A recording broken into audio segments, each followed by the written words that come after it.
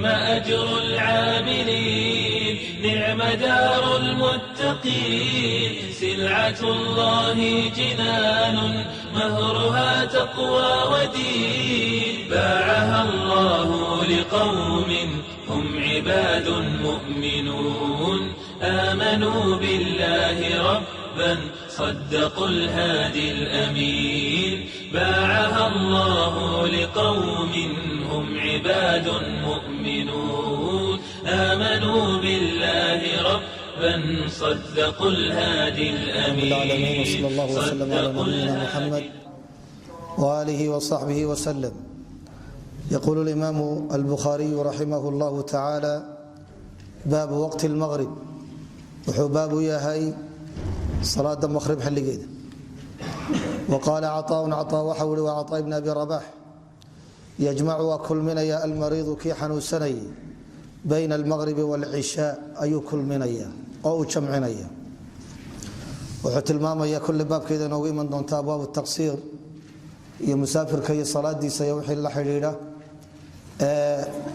عطاء ayaa tilmaamaya qofka hadduu xanuunsanayo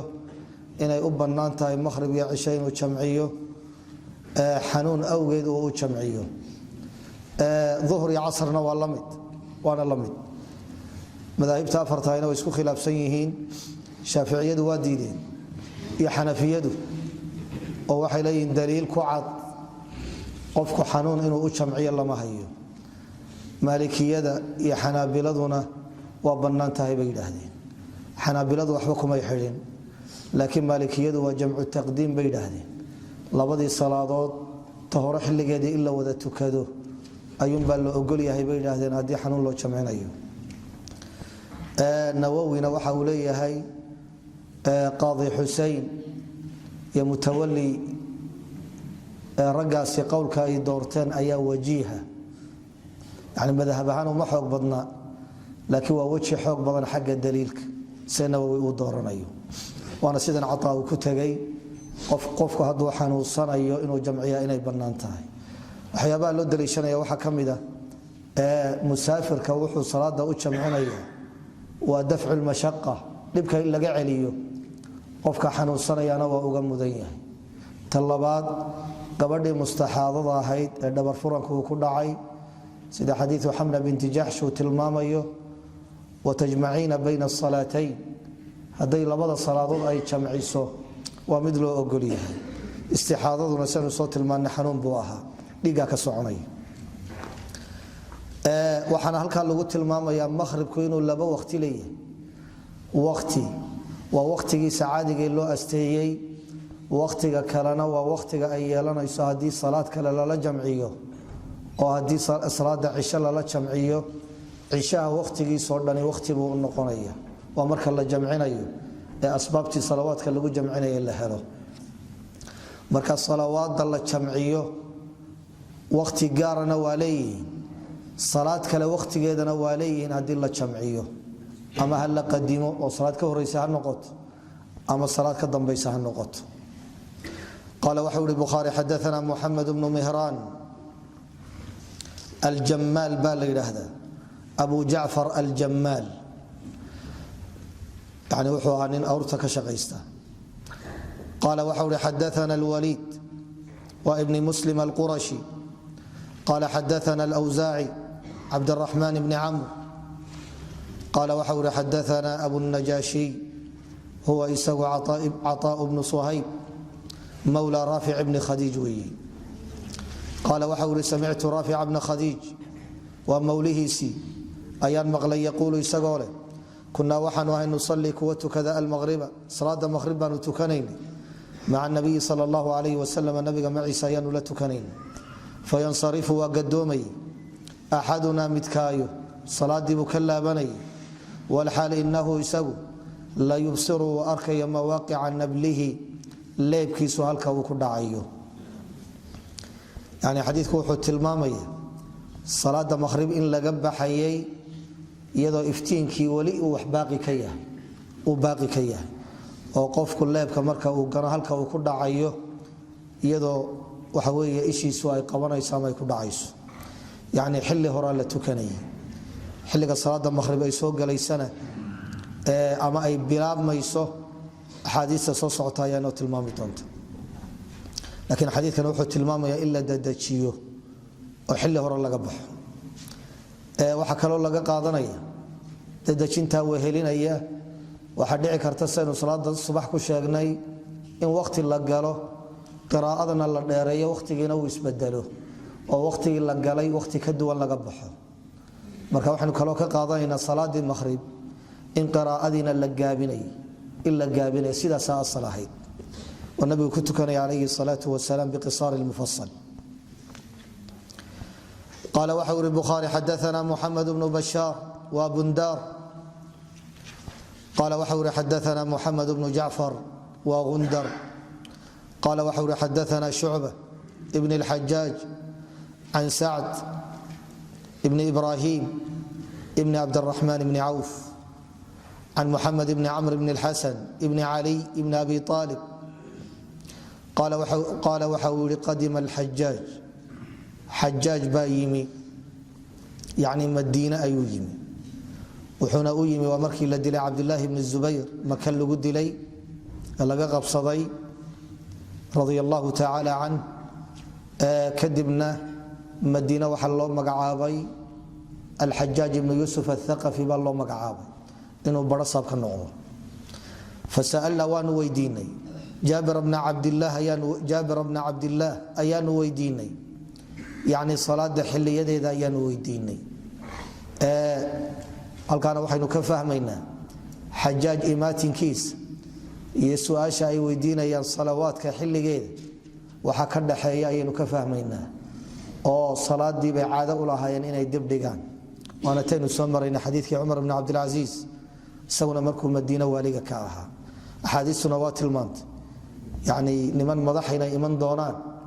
oo salawaadka xilligoodii ka dib dhigaya فسألنا وانو ويدينا جابر بن عبد الله ومركي أركان حجاج حلقة وتكنيه فقال وحول كان النبي صلى الله عليه وسلم نبي وحوها يصلي مت كذا الظهر صلاة الظهر بالهاجرة جديد كايتكني أحاديث هرنا وتيت المام يسين لقبوتشنيو إلا قبوتشيا ورخص الله يسبني إن حل جيدا لتكذنا مركي عد عيد السيدة أزوشو جديد كإلا تكذنا iyaduna waa sida asalka weey imaam ahmed waxa uu leeyahay labada xadiis markuu ka hadlayay labada xaal waxa dambeeyay kana yusalli wa taynu soo tilmaanay inay dawaan faa'iideyso sidoo nabigu u badnaa calayhi salaatu wasalaam wal asr abu tukanay wal hal ash-shams qurahduna naqiyatun ay saafitahay midabkeeduna uu saafi yahay kulkeeduna uu nool yahay والمغرب أيتكني إذا وجبت أي إذا غربت إذا سقطت هذه أي دعضه الوجوب والسقوط فإذا وجبت جنوبها إذا وجبت أي إذا غربت هذه أي دعضه والعشاء عشاء يتكني أحيانا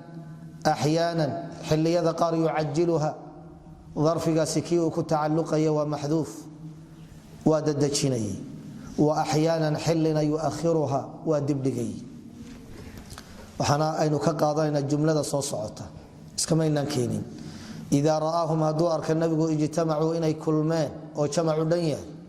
عجل صلاة عشاء وددتشني أول الوقت يتكني وإذا رآهم هدو أرك أخروا إني أبطأوا إني دبدعان أخر عشاء ودبدغي ووحل الدنيني جمع بدن بالدنيني حلي النبي عليه الصلاة والسلام وما كثر فهو أحب إلى الله تعالى صلاة نكو كلجي وتكنيو كنك لو لا تكنيا كفضل بدن الله بضو صلاة أي تكنيا صدح ذا كفضل بدن نبي وود عليه الصلاة والسلام حكسو قبقبي وما كثر فهو أحب إلى الله تعالى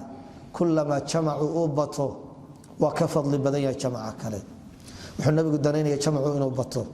عشاء يودب دغي وصبح صلاه الصبح كانوا وياهاين او اما كان النبي صلى الله عليه وسلم النبي واه يصليها مدكت كذا بغلس همسه يعني marka madawgi ama gudcurkii habeenku uu si dhamaanayo iftiinka subaxuna uu soo bilaabmayo xilliga noocaas uu nabigu tukanaya calayhi salaatu wasalaam xadiidkan waxaa lagu tilmaamay awqaadda salaada la tukanayo duhurku waa tii hore loo soo sheegay waa idaa zaalat ishams waa qoraxdu markay bartamaha ka iilato casarkana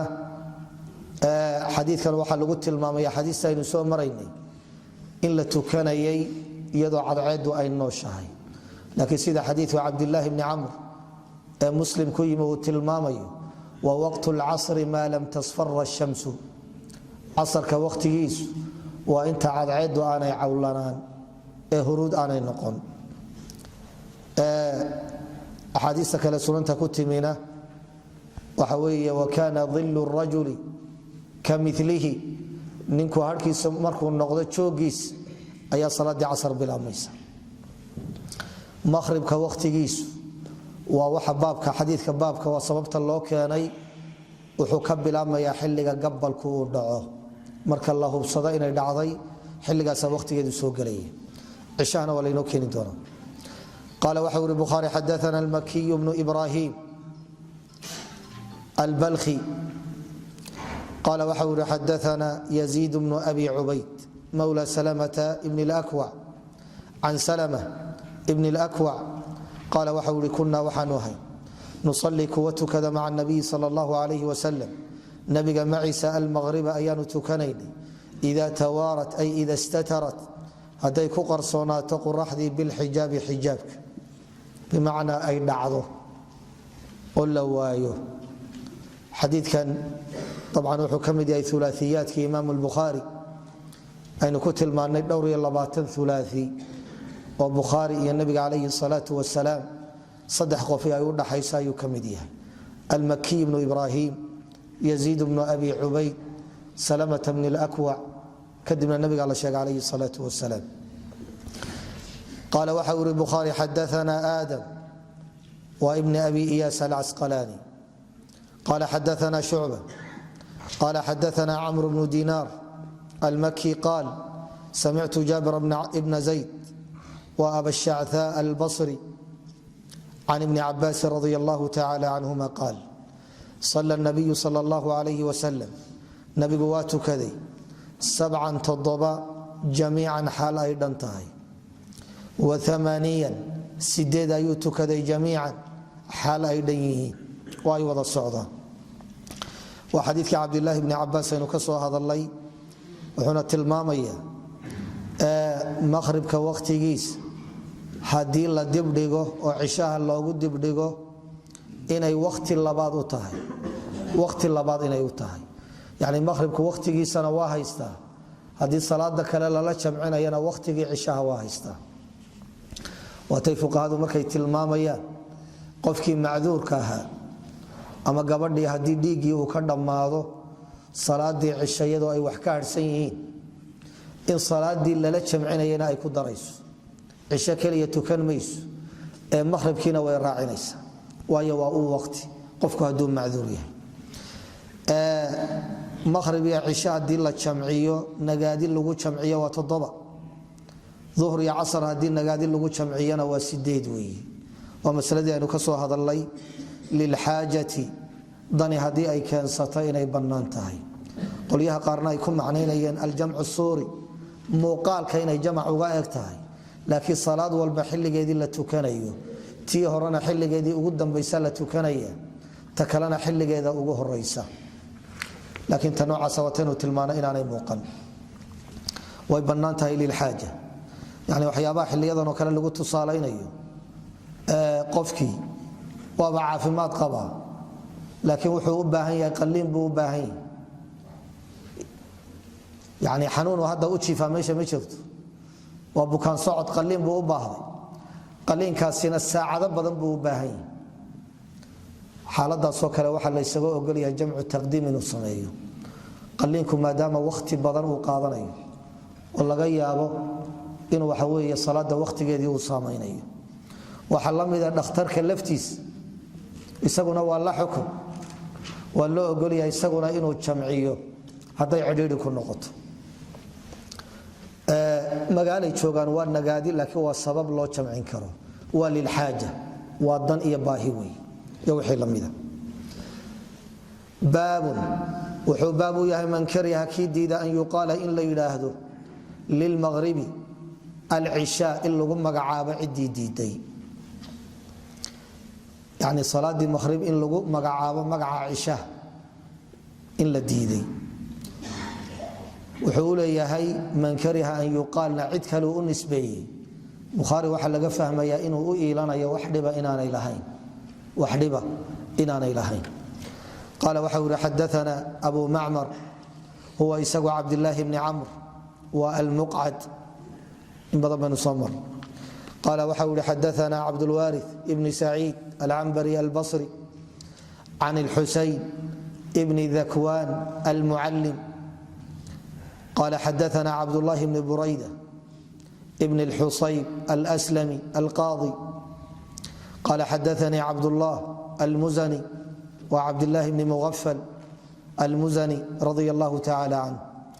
ana nabiya sal اllahu alayh wasalam qaala waxa uhi laa taglibanakum yaanay idinkaga qaalib noqon alacraabu acraabtu cala smi salaatikum ee salaadiina magaceeda almaqribi ahayd salaadii maqrib ahayd qaala waxa uu yaa yidhi ma nabiga calayhi salaau wasalaam mise saxaabiga cabdulaahi bni muafal almuzani labadaba waa la yidhi laakiin aahirku waxa w sida soo degdegaysa cidda hadalka odhanaysa nabiga inay tahay calayhi salaau wasalaam waayo haddii la yidhahdo waa cabdulaahi bni muafal sida ismaaciiliya ay leeyihiin waxay noqonaysaa daliil in loo helo tilmaamaya inuu mudraj yahay daliilkaana lama hayo asalkuna waxa uu yahay xadiidku inuu xidhiidho hadalkuna hadalkii nabiga calayhi salaau wasalaam uu yahay waayo hadalkaasaynu hayni qaala waxa uhi nabigu alacraabu acraabtu taquulu waxay tiraahdaa hiya iyadu alcishaa maqhribku waa cisha weeye yani cishay ku magacaabaan xadiidku wuxuu tilmaamaya wayna inoo iman doontaa insha allahu tacaala baabkan soo socda anas wuxuu leeyahay ahara nabiyu sal اllahu alayh wasalam alcishaaa alaakhira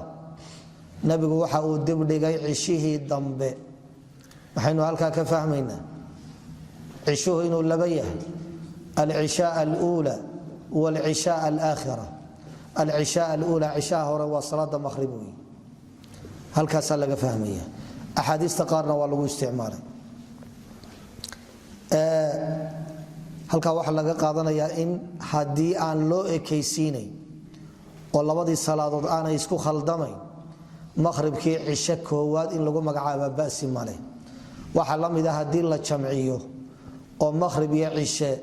waxaa la isugu soo gaabiyaa alcishaa'ayn labadii cishe salaat alcishaa'ayn labadii cishe taasina waa bannaan tahay xaaladaha noocaasa wax dhiba ma laha laakiin haddii meesha iihaam uu ka dhalanayo ama dadka qaar ay u malaynayaan salaada maqhrib haddii cisho lagu magacaabo xilligeedu xilliga cishaha inuu yahay oo xaggii wakhtiga madmadow uu galayo xaalada noocaasa in layska dhaafo weeye xadiidku macnahaasuu tilmaamaya waa wax laga fiican yahay laakiin xaaraan ma aha baabu dikri lcishaa wuxuu baabi u yahay cishaha sheegidiis iyo wlcatamati catamada in la sheego wakhtiga catamana asalka luqada waa dibdhigid weeye taakhiiru shay shayga in la dibdhigo laakiin waxaa inta badan loo isticmaalaya xilligaas geela lisida ugu dambaysa kolle af soomaali de geel ma soo marine raggeedaa garanaye cawaysinkaa weeye yacni xilligaa habeenka ka mida ee ugu dambeeya lisida ugu dambaysa ayaa la yidhaahdaa waana wakhtiga cishaha oo kale habeenkii qayb ka mida ee lisida ay lisayeen baa catama loo yaqaani marka salaadii cisho salaatulcatama ma la odhanaya maadaamay lisida xilligaas cawaysinka ah ay isku wakhtiyihiin ama isku dhow yihiin iyo waman axad ra'aahu arkay waasican waasic inay tahay oo salaadii cisho in lagu sheego catamana lagu sheego labaduba inay waasic tahay sababta keenaysana waxa ay tahay nabigu calayhi salaatu wasalaam xadiidka muslim ku yimi waxa uu yidhi laa taglibannakum alacraab cala ismi salaatikum acraabtu yaanay idinkaga adkaan salaadiinna magaceeda fainaha fi kitaab illahi alcishaa waayo salaadaasi kitaabka alle cishaa lagu magacaabo wa min bacdi salaati alcishaa wainahum yactimuuna bixilaabi alibil iyaguna waxay dibdhigaan geela lisidiisa ayay dibdhigaan xadiidku waa muslim marka ha u ekaysiinina magacii salaada ha ku magacaabina wakhti geellisa oo xoolaha la liso magacaa ka daaye ee magacii alla ku magacaabay cishaha lagu magacaabo xadiidkaasi wuxuu tilmaamaya catama salaadii cisho inaan lagu sheegayn sababta loo diidayaana waa cilada nabigu sheegay calayhi salaatu wasalaam waa xilliga ay geela listaan geel juruf marka salaada ha ku magacaabina laakiin way dhacday in lagu magacaabo sida imaam al-Bukhari uu tilmaamayo قال وحول أبو هريرة رضي الله تعالى عنه عن النبي صلى الله عليه وسلم أثقل الصلاة صلاة وقعلس على المنافقين منافقين العشاء وعشاء والفجر صلاة الصبح وحوت المامية حديث وينوي من دونه معلق وحو قدغي ترجمه انه كو عاديو صلاه عشاء ايا لو مغعابه عشاء لو مغعابه وقال وحولي لو يعلمون هدي اوغان لهايين واسل حديث ما في العتمه صلاه عشاء وحا كسغن يا والفجر صلاه الصبح محل شاهدك وانتاس حديث كتتمدي سنن لا اتوهما ولو حبوا صلاه ويمان لهايين walow iyagoo jilbaha ku soconaya ayay iban lahaayeen xadiidkana waxa lagu magacaabay waa isla xadiidka abi hurayra waxa lagu magacaabay al-atama ishana waa lagu magacaabay atamana waa lagu magacaabay qala abu abdullah wa bukhari waxa uu wal ikhtiyar sida la dooranaya wa an yaqula inuu yiraahdo al-isha isha inuu yiraahdo لقوله تعالى ومن بعد صلاة العشاء وانا سيده حديث مسلم تلمامي فإنها في كتاب الله العشاء ويذكر وحلق الشيخ عن أبي موسى الأشعري رضي الله تعالى عنه قال وحول وحديث إمام البخاري ونوكيني دونه وبخاري يسوك صحيحين صيغة تمريد كما التضعيف كوحوق كاني إنه حديث كالسوق قابيي أما اللفظيسا أنو سيديسا أنو كينين وحولي كنا وحان وهين نتناوب النبي صلى الله عليه وسلم نبي كوكو كالتما عند صلاة العشاء صلاة عشاء كتيدة فأعتم بها نبي دبد ودبدغي أي أخر بالعشاء عشيه بدبدغي يعني وحي كو كالتمين نبي عليه الصلاة والسلام أحواشي سينا إلا الصعودان inay la socdaan oo Madiina qolo waliba xaafad bay deganay marka hadba qayb baa la soo tukanaysay oo jamca ilaalinaysay qaybina waa caraabaysay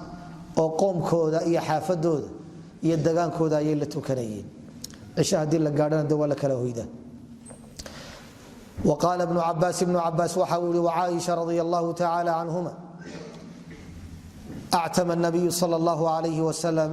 وسلم النبي ودبدغ بالعشاء صلاة عشاء وقال بعضهم بركود وحي كيراهدين عن عائشة أعتم النبي صلى الله عليه وسلم النبي ودبدغ بالعتمة صلاة عشاء وقال جابر كان النبي صلى الله عليه وسلم يصلي وحوها مت كذا العشاء عشاء وحديث هذا نسومريني وقال أبو برزة الأسلمي كان النبي صلى الله عليه وسلم يؤخر من دبدغ العشاء عشاء يواها وقال أنس وحول أخر النبي صلى الله عليه وسلم العشاء عشيه بو دبدغي الآخرة الضمب مغرب كنا عشاه الرئي إنه يهيب لغا فهميه وقال ابن عمر وأبو أيوب عبد الله بن عمر وأبو أيوب الأنصاري خالد بن زيد وابن عباس رضي الله عنهم صلى النبي صلى الله عليه وسلم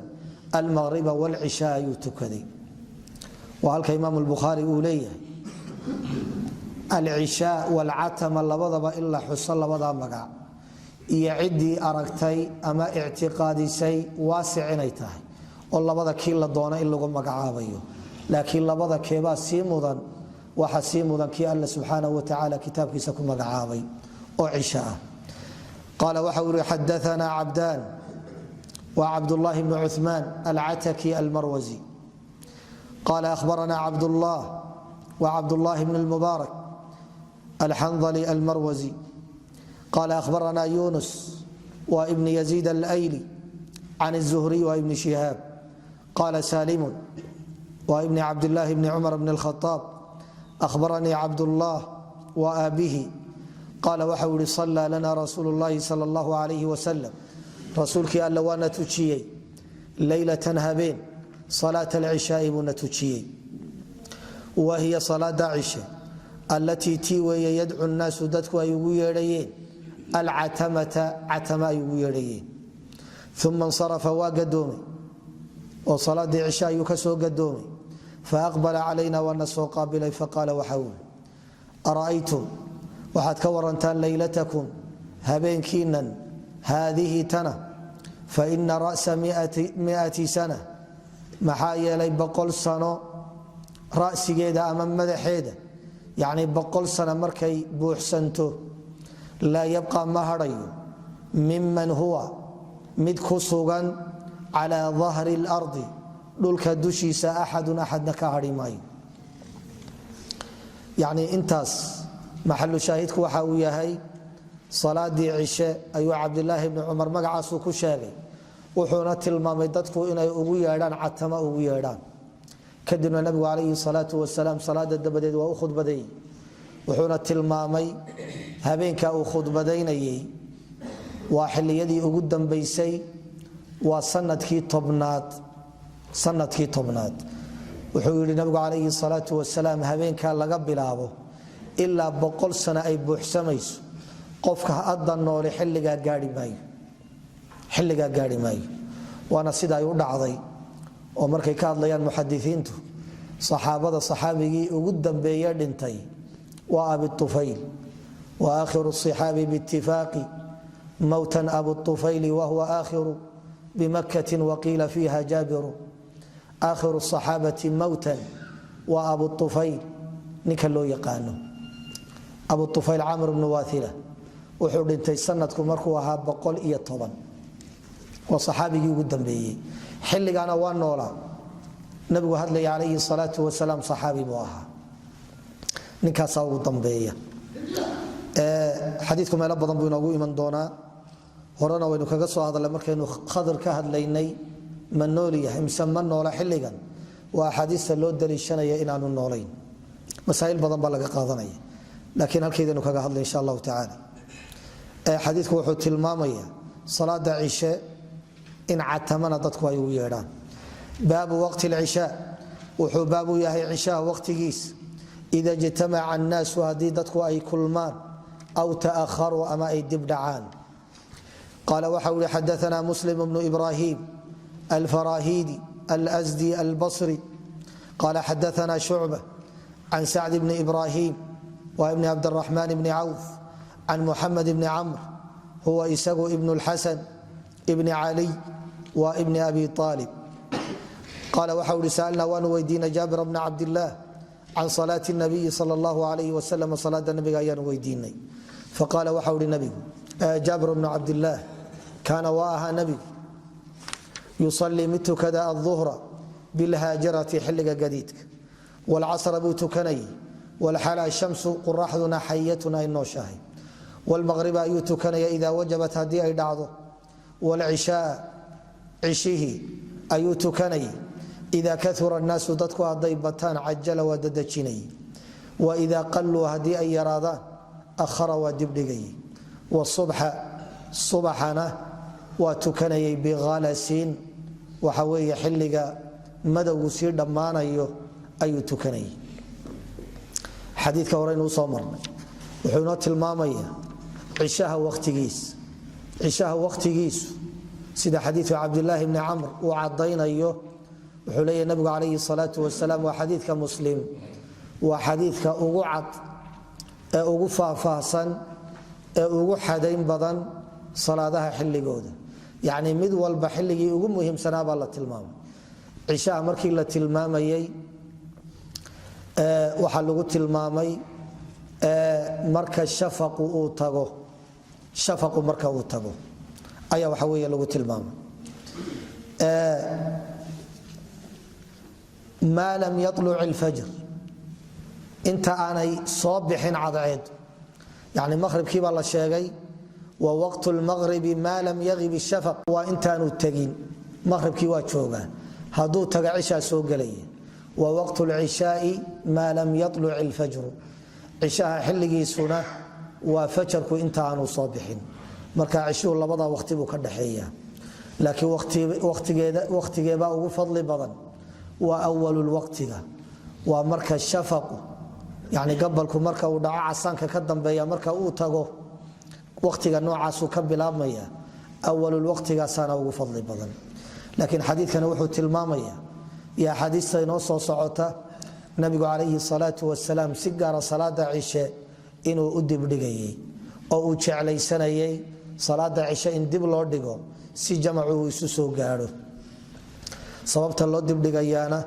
waa inuu jamacu isa soo gaadho baabu fadli lcishaa wuxuu baab u yahay salaada cishe fadligeeda dabcan axaadiista uu inoo keenaya fadli salaad cishe ay leedahay laguma sheegin ee waxaa lagu sheegay nabigu calayhi salaatu wasalaam saxaabada inuu ku guubaabinayo dibdhigidda salaada cishe la dibdhigaya inay sugaan sugitaankaas fadligiisa waa la hayaa sidaa awgeed ba bacdu ahlicilmi waxay leeyihin fadlu alcishaa ay fadlu intidaari alcishaa baa looga jeedaa waa calaa xadfi mudaaf cishaha in la sugo fadligiisa ayaa laga wadaa sidaasuu tilmaamaya cishaha fadligiisana si guud baa looga qaadanaya oo haddii la sugayo loo saamalaylayo salaadii cishe fadligeeda ayaa ku sugan قال وxau حدثنا يحيى بن بكير ويحيى بن عبد الله بن بكير قال حدثنا الليث بن سعد عن عقيل بن خالد بن عقيل عن ابن شهاب عن عروة بن الزبير بن العوام أن عائشة أخبرته waxay u sheegtay قالت أعتم رسول الله صلى الله عليه وسلم rasuulkii alla waa dibdhigay laylatan habeen bilcishaa'i cishihii buu dibdhigay wadalika dibdhigidaasina qabla an yafshuwa alislaam inta aanu islaamku faafin horteed weeye islaamkuna wuxuu faafay wara'ayta annaasa yadkhuluuna fi diin illahi afwaaja ida jaa nasru llahi walfatx wara'ayta annaasa yadkhuluuna fi diin illahi afwaaja markii maka la furtay ayuu islaamku ku faafay maka iyo dunida daafaheeda marka waxaa looga jeedaa qabla an yafshuwa alislaam islaamku inta aanu ku faafin madiina waxaan ahayn wailaa madiina waa ku faafsanaa oo baled islaam bay ahayd falam yakhruj ma soo bixin nabigu calayhi salaatu wasalaam xataa qaala cumar ilaa cumar bnu lkhaaab uu ka yidhi naama annisaau wasibyaan dumarkiiyo caruurtii waa seexdeen waxaana laga hadlayay kuwii masjidka ku sugnaa waayo iyaga saamaleylka u dhaganuglaa oo waxa weeye aan adkaysanayn fakharaja waa soo baxay nebigu faqaala waa ku yidhi liahli lmasjidi maa yantadiruha salaada cishe ma sugaya axadun axad oo min ahli lardi dadka dhulka ka mida hayrukum aan idinka ahayn yacnii cid sugaysa salaad cishe xilligan noocana oo aan idinka ahayn laydinma hayo yani taa nabigu calayhi salaatu wasalaam wuxuu ku guubaabinayaa fadiilada iyo jaaniska ay haystaan xilligan aad tukanaysaan dhulka dushiisa cid salaad sugayso tukanaysa laguma hayo waa kii hore inoogu tilmaamay islaamku madiina meel aan ahayn inaanu ku faafin yacni meel jamac laga oogayo oo salaadii cishe la sugayo waa halkan oo keliya maka muslimiinta mustadcafiinta joogtayna dhuumaalaysi ku tukanayeen kelikeli tukanayeen sugidda la sugaya fadligeeda la tilmaamo qaala waxa uri bukhaari xadaana muxamed bnu lcala bni kurayb الهمداني الكوفي أبو العلاء قال وحول أخبرنا أبو أسامة وحماد بن أسامة الكوفي عن بريد ابن عبد الله ابن أبي بردة ابن أبي موسى الأشعري عن أبي بردة أوجي بكورني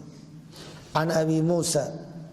الأشعري رضي الله تعالى عنه وعبد الله بن قيس قال وحول كنت أنا وحنها يا وأصحابي أصحابتي الذين كواسوا قدموا يمين معي أنيق معي في السفينة دونت إيقوليمي نزولا كودقا في بقيع بطحان توقع بطحان ليلة أيان الدقانين بطحان وتقوي بقيعنا وحا لغو تلماما يمشي هم باللوغة جيدا لكن بقيع أصل كيدو ومشي قيدها ووينا أي كبديهين بقيع الغرقد بقيع بطحان يعني ما لها هم باللغو بقعابين واديقا سانو الدقانين وانا حلقا أي كي مادين نجاشي أكتيسا أي كسر النقدين والنبي صلى الله عليه وسلم نبينا وياه بالمدينة مدينة متكسوغا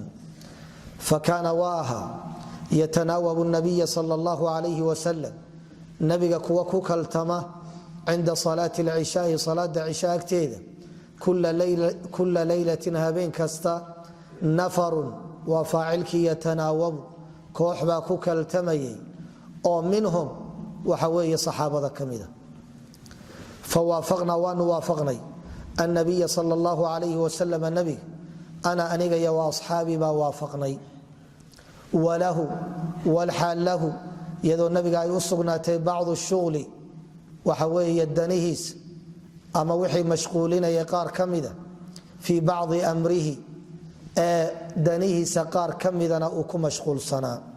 يعني بعض الشغل مشغول كقار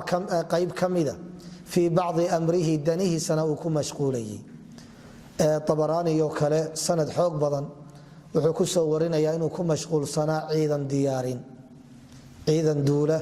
diyaarintiisa nabigu inuu ku mashquulsanaa waxaanaynu ogsoonahay nabigu calayhi salaatu wasalaam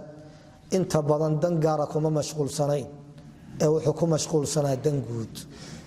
faactama waa dibdhigay nabigu bisalaati salaadii waa cishihi xataa bahaara ilaa uu kala badhmay alleylu habeenkii ثم خرج النبي صلى الله عليه وسلم كدب نبي وصبحي فصلى وتشي بهم صلاة عشاء فلما قضى حلقي ودمي صلاته صلاة ديس قال وحو كوري لمن حاضره عدي قبشوقاهي على رسلكم دقناشيهن أبشروا بشاريست إن من نعمة الله عليكم نعمة الله يكون نعمة وحكمده أنه ليس أحد xaalku inuu yahay qofna inaanu ahayn annahu ay anna shaana xaalku inuu yahay laysa axadun qof inaanu ahayn min annaasi dadka ka mida yusallii mid tukanaya haadihi tan asaacata saacadda ah hayrukum aan idinka ahayn yacni xilligan xilli cid aan idinka ahayn tukan mayso aw ama qaala waxa weye maa sallaa ma tukan haadihi صلاة وقتاً لتكني الساعة ساعة أحد غيركم إذن كسوهري لا يدري قرن ما يراوي أي الكلمتين لبدا كلمة دود قالت أوكو قولي أوكو هضلي كلا قرن ماي لبدا كلمة دود نواسكم معني قال أبو موسى وحول فرجعنا وانو نقرني ففرحنا ونكو فرحنا بما سمعنا وحيانو كما قلي من رسول الله صلى الله عليه وسلم يعني بشارة ونقو بشارة النبي عليه الصلاة والسلام أيانو فرحنا حديث وحوت المامية صلاة عشاء سجد للسوق أيوه وحوية فضلك أي لاضح نبي إنه بشارة حلق نوعاسة إنه وحوية يجا كل جود إنه تكنيان عندنا فضلك أنا لو داقين باب وحباب ياهي ما يكره وحل ديدي من النوم ساحة الشو قبل العشاء عشاء هورتي انت أن لتكل سيحني قال وحول حدثنا محمد بن سلام والبيكندي قال أخبرنا عبد الوهاب الثقفي وعبد الوهاب بن عبد المجيد الثقفي قال حدثنا خالد الحذاء وخالد بن مهران الحذاء عن أبي المنهال وسيار بن سلامة الرياحي البصري عن أبي برزة الأسلمي نضلة بن عبيد أن رسول الله صلى الله عليه وسلم كان waaha yakrahu mid diida annawma hurdo qabla alcishaai cisho hortii la seexanayo iyo walxadiia sheeko bacdaha cisho dabadii la sheekaysanayo xadiidka horeynuu soo marna cisho hortii lama seexdo waayo waxaa laga yaabaa cishihii in laga seexdo oo uu ku dhaafo oo aad toosi weyda ilaa salaada subax waxaa kaloo la diidaya alxadiia bacdaha cisho dabadiina in la sheekeeyo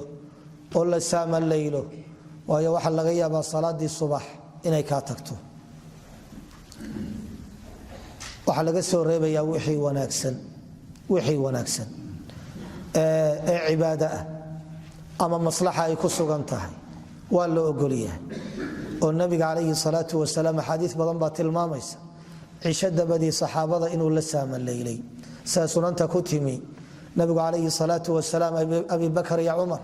ayuu la saamalaylayay wuxuu nabiga ku saamalaylaya calayhi salaatu wasalaam waa sunne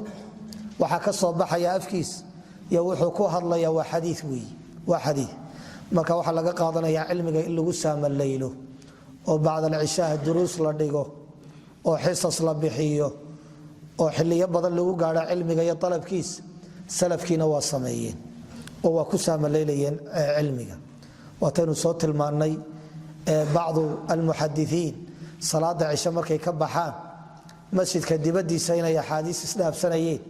say isu weydiinayaanna salaadii subax loogu adimayey iyagoo taagan oo aan is ogeyn way bannaan tahay waxyaabaha ka agdhowdhowna waa la mid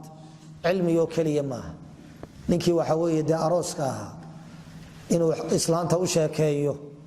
ama uu safar kaga maqnaa ya sheekaynta uu xaaskiisa u sheekaynayo hadduu ugala jeeda isfahan see raggu u badan yahay labada gelinba haddii la shaqaynayo oo guriga la imanayo salaadii cishe salaada subaxna laga kalahayo dee ismaandhaaf baa laga yaabaa inuu ka yimaado waqti kale haddaad weydo aad islaanta isku fahantaan oo aad sheekaysataan waxoogaa waad iskala soo jeedaysa dhib male alxadiia bacdaha oo waxyaabaha laga soo reebay wey laakiin xaaladiinu hadday isku toosantahay iska seexda baabu nawmi wuxuu baabu yahay in la seexda qabla alcishaai cishaha hortii liman uliba ciddii laga qaalib noqday yani baabkan wuxuu u baabaysanayaa salaada cisho horteed lama seexdo ilaa hurdadii inay kaa qaalib noqoto mooyaane adoo aan u qasti inaad iska dhacda mooyaane قال وxu hi xdثna أyوب بن سليمان بن بلال التيمي القرشي قال xdثني أبو بكر وعبدالحميد بن عبد الله بن أبي أويس الأصبحي عن سليمان بن بلال التيمي وأyوب aabhi inan iyo aabbihi baa waxaa u dhaxeeya ninka la yidhaahdo cabdالحميد أبو بكر ninka la yidhaahdo قال وxuu hi قال صالح بن كيسان المدني أخبرني بن شهاب عن عروة أن عائشة رضي الله تعالى عنها قالت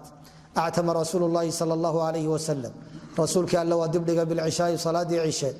xatى نادaahu ilaa uu dhawaaqay cمر بن الخطاaب الصلاة ayuu ugu dhawaaqay أي الصلاة صli tuko الصلاة صلاada calى الإغrاab baa lagu naصbiyey mafcuulkiibaa wujuuba u xadfan naama waa seexdeen annisaa wasibyaan baa seexday fakharaja waa baxay nabigu faqaala waxau ihi maa yantadiruha ma sugayo salaada cisha axadun axad oo min ahli اlardi dadka dhulka ka mida hayrukum aan idinka ahayn qaala waxau ihi walaa tusalla lama tukada yowmaidin maalintaas ilaa bilmadiinati madiina mooyaane meel kale laguma tukanayn waa sida xadiista hore soo tilmaamaysa wakaanuu waxay ahaayeen yusaluuna kuwa tukada fii ma bayna an yagiiba shafaqu xilliga shafaqu uu dhacay ee u maqnaaday waa casaankii ka dambeeyey ee gabaldhaca xilliga uu tago ilaa uluث اleyl اlأwal ilaa habeenka ulukiisa hore saddex daloolkiisa hore ilaa laga gaadhayo intaasay salaada cishe tukanayeen kolley wakhtiga salaada cishe ayuu si gaara u baabaysan doonaa ma uluثu leylka miya mise waa nisfu leyl mise waa ilaa salaada subax halkaasaynu kaga hadli xadiikani wuxuu tilmaamayaa dadkii jamaca ee masjidka joogay dumarkii iyo caruurtii baa la sheegay rag badanna la mid bay ahaayeen sida axaadiista kale tilmaamayso dadka noocaasa seexashada qabla alcishaa ay seexdeen waa liman uliba waa mid ka qaalib noqday wey laakiin looma qastiyin qaala waxa uhi xadaana maxmuud wa ibni khaylaan almarwasi qaala ahbarana cabdurazaaq ibni hamaam aلصancani qaala ahbarani ibnu jurayj cabdilmalik bni cabdilcaziiz ibni jurayj almaki qaala ahbaranii naafic qaala xadaana cabdullahi bni cumar ana rasuul اllahi sal اllahu alayh wasalam shughila waa laga mashquuliyey canha salaadii cisho leylatan habeen faaharaha waa dibdhigay xataa raqadna ilaa aanu ka seexanay fi lmasjidi masjidka uma stayqadnaa waanu toosnay uma raqadnaa haddana waanu jiibsanno waanu seexanay uma stayqadnaa kadibna waanu toosnay uma kharaja calayna nabiyu sal اllahu alayh wasalam nabiga ayaa noo soo baxay uma qaala waxa uu laysa axadun qof ma ahanin oo min ahli اlardi dhulka ka mida yantadiru salaa salaada waxa weeye sugaya hayrukum aan idinka ahayn wa kaana bnu cumar ibnu cumar wuxuu ahaa laa yubaali midaan u joojin aqadamaha salaadii cisho miyuu qadimay am aharaha mise waa dibdhigay ida kaana waa haddii uu ahaado laa yakhsha midaan ka baqayn an yaglibahu nawmu hurda inay ka qaalib noqoto can waqtiha xilligeeda yacni wuxuu dibdhigayay xilli aanu ka baqayn salaada cisho inuu ka seexdo wa kaana waa ahaa yarqudu mid jiibsada qablaha cisho hortiina waa jiibsanayay waa haddii uu aamin helo salaada cisho inaanu ka seexan qaala bnu jurayj qultu waxaan ku idhi licaطaa waa ibni abi rabaax waxaan ku idhi lama sheegin waxa uu ku yidhi wuxuu ku yidhi xadiidka uu ibnu jurayj ka warinaya can naafic can ibni cumar yacni xadiidkan la soo sheegay buu sheegay wa qaala waxa uu waa caطaa samictu waan maqlay ibna cabaas yaquulu isagoo leh xadiikii hore wuxuu ahaa ibnu jurayj can naafic can ibni cumar kanina waa caطaa waa ibni jurayj can caطaa can ibni cabaas samictu bna cabaasin yaquul actama rasuulu اllahi sal اllahu alayh wasalam rasuulkii alla waa dibdhigay leylatan habeen bilcishaai cishihi xataa raqada annaasu ilaa dadkii ay seexdeen wastayqaduu kadibna ay tooseen waraqaduu ay seexdeen wastayqaduu ay tooseen faqaama cumar bnu اlkhaaab faqaala waxa uu asalaata ay salli tuko asalaata salaada tuko qaala caطaa waxa uu ibn abi rabax qaala bnu cabaas fakharaja nabiy llahi sal اllahu alayh wasalam baa soo baxay kaanii anduru ilayhi اlآan kaanii waxaabad moodaa anigu anduru inaan eegayo ilayhi nabiga xaggiisa alaan hadda inaan eegayo yacni sida aan u xasuusto waxaad moodaa hadda inaan arkayo qaabkii uu soo baxay yaqturu waa da'ayey ra'suhu madaxiisu maaan biyo ayuu la da'ayey waadican xaal uu yahay mid dhigay yadahu qacantiisa calaa ra'sihi madaxiisa faqaala waxa uu lowlaa an ashuqa calaa ummatii ummadayda haddaanan dhibaatayn lahayn oo dhib aanan uga baqayn la amartuhum waxaan amri lahaa an yusalluuha inay tukadaan salaadii cisha haakada qaabkan isaga ah oo wakhtigeeda la dibdhigo fastabattu waan ka sugtay caطaa ninka caطaa la yidhaahdo waxaan ka sugtay oo aan ka hubiyey kayfa qaabkeebaa wadaca nabiyu sal اllahu alayh wasalam